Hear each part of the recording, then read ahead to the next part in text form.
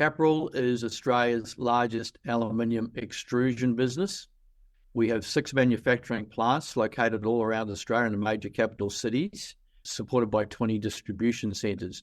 We buy our raw material primarily from local smelters. Around 75% is procured locally. We're a big supporter of and a big customer of the local aluminium smelters, and we also import around 25% of our aluminium billet to support our requirements.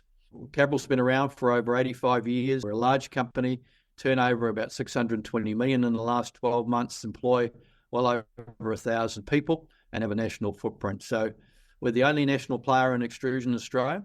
Our biggest competitor is imports, mainly from Southeast Asia, in particular China. And one of the biggest concerns that we have had over the years is a fair and level playing field. So that's something that we work closely with government on to ensure that we do have a level playing field when it comes to aluminium in Australia. The importance of products like aluminium is that they're vital in the construction industry in Australia.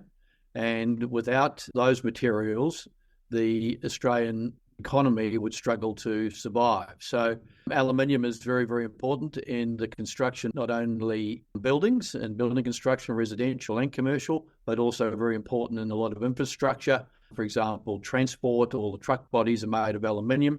Our patrol vessels are largely aluminium, so in the defence industry as well. There are a couple of key things in building a strong aluminium industry in Australia. First of all, the upstream smelters, and obviously Capral are downstream from the smelters, but the upstream smelters are a very large export earner for Australia. In fact, they're the largest manufacturing export.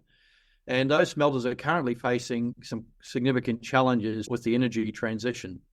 So the 2 smelters that we buy from in Australia, which is the Rio Tinto smelter up in Gladstone in Queensland and the Tomago smelter in New South Wales, are both fired through the energy source of coal. And with the move to net zero by 2050 and the reduction, 20% reduction by 2030 as mandated by the federal government, both those 2 smelters are clearly in the firing line, being massive energy users to move to renewables. Those smelters have announced plans to underwrite renewable projects in Newcastle and up in Gladstone. However, the big issue for the smelters is uninterruptible power supply. You cannot run an aluminium smelter without 24/7 power connection.